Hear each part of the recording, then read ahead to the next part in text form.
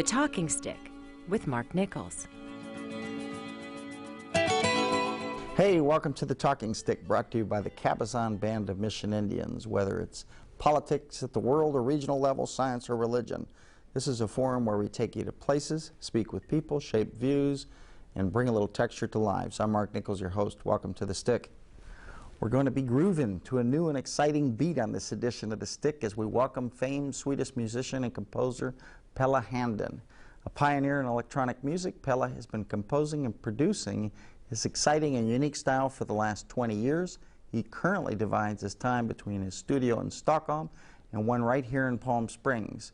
He's working with a local author and hypnotherapist and vocalist, Lia Shapiro, on a collaborative music project. You might remember Lia from her past appearance right here on The Stick. Today we're pleased to welcome her back as we meet Pelle and learn more about their joint creative and collaborative endeavor. And welcome to the show. Do you ever feel like you've had a, kind of relived the same life twice? I kind of feel that. Oh yes, yeah. more than twice. Anyway, welcome. Thank you. Let's start with maybe a short story on how you guys met. Pelle showed up on my website, okay, and it's spiritual, and so he's looking for something spiritual, and he left a message in my guest book. And when I saw him, I went, it's like I had known him before or something. Mm. So, and what did he do? Leave you yeah, that he was a musician in Sweden, and about his current album. And I just felt a connection, like a spiritual connection, like, I know him. So it started from there. And then you listened to what we had. Yeah, listen. I made an album in Sweden with a female vocalist called Magoria. And it was out in the end of 90s.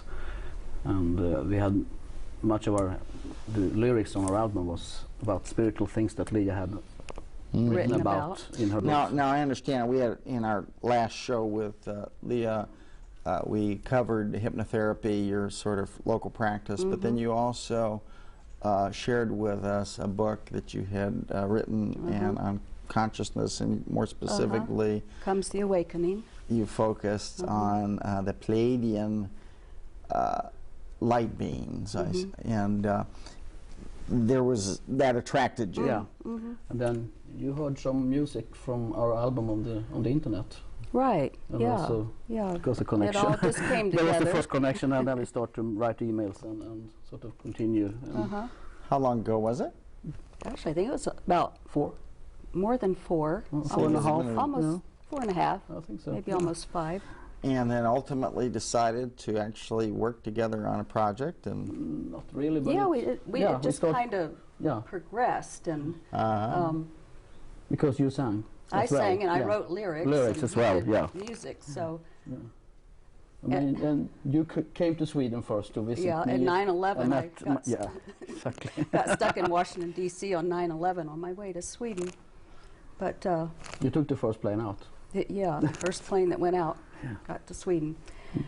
But yeah, so it just kind of happened. How long were you at the airport? That sounds horrible. Well, no, I left the airport on September 10th, stayed in D.C. near the Capitol and Monument, and I woke up on September 11th to pandemonium. So then I was stuck in D.C. for a week, and then they opened the airports, and I was one of about 23 on the plane to Sweden, one of 4 to New York on the little plane. Wow. But I was determined. Yeah. But we, it's like we've never really planned it. This just keeps happening. You know how in life it's like sometimes there's a plan and you just keep rolling along and things keep happening, and that's exactly what's happening now, and it just keeps getting better and better. We call that the groove. The groove, yeah. Or like it's just meant to be. Like that, yeah. So now your first album was Mindgate, or back in the 80s. Yeah, I started out very early with working with synthesizers and computer before no one even knew about that in Sweden. They were just barely coming out. They were talking about these Moogs. That was even before maybe, but the Moog. Moog. But I started when the sampling technique was new, and also working with synthesizer and record with computers and stuff like that. MIDI. Yeah, somebody did that MIDI thing. Yeah. And then, so were you like a geek that did something? You say, hey, that sounds pretty good, or were you a musician?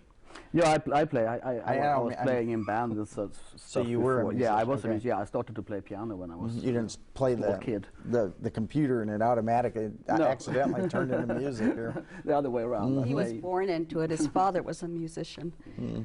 He So he once told me he'd go visit, his family would visit, and someone wouldn't have a piano, and he'd go, "Where's the piano?" Say, "Can I play your computer instead?" You know. And I'm making fun of a pretty big growth area here. It's certainly become mainstream and almost a requirement today. Yeah. For music is the introduction of technology. You know, without it, you'd be old-fashioned. That's right. Yeah. So, what? Tell me about Sweden a little bit. You know, I think when we think of Sweden, I don't always think of music necessarily. We had some very big, successful bands that were mainstream here. But tell us a bit about the music scene in Sweden. Yeah, to be a small country as Sweden, I mean, we're only 9 million inhabitants. Hey, Iceland's only got 350,000. Yeah. So, but I mean, it all started with ABBA. That was the when we put our name on the map in the music scene, I guess. And then it sort of continued. We had big hard rock act called Europe a number of years ago. And then we, of course, Roxette, Cardigans, now the Hives, for example. So Sweden has been having a very lively music scene, I will say, very strong. Politics in Sweden, you know, I think people in this country don't think, I could stop right there, don't think enough about, you know, what different models, and Sweden is kind of a socialist I would say, and capitalism kind of mix. I mean, I will say nowadays kind of like your democracy here. The democracy, I mean, it can still be democratic, socialist and democratic. Yeah. Democrat. They're not inconsistent. Take, for example, we've got Social Security. Right? Yeah, we have a great. I mean, Social Security is good in Sweden. Healthcare. All the things that we're still debating. Have pretty much been debated. On the price of high taxes, though. So, sure, of course. But you know, try to do it without. You know, try to everybody build their own road. I always say. Yeah. You know, try to string your own phone lines. You know, there's a quality of life issue that you get as a benefit of putting the money in the same pot and building things together. And that's really what it's about. We call it taxes, but it's really sharing projects. That's what we do. Yeah. People don't think of it that way. 9 million people. I don't know whether I've got enough time to ask this question or go to break. What do you think? I think we'll go to break. Then we'll come back.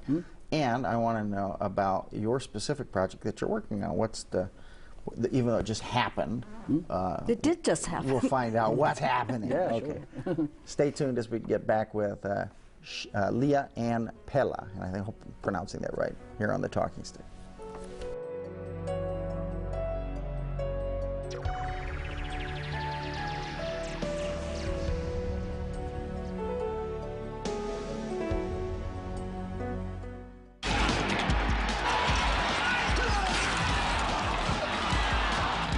Killed on the boards. This is your territory, Grimson. Do your job.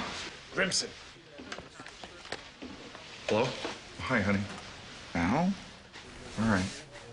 The itsy bitsy spider climbed up the water. Down came the rain. I love you, Daddy. I love you too, sweetheart. Love. Pass it on from the Foundation for a Better Life.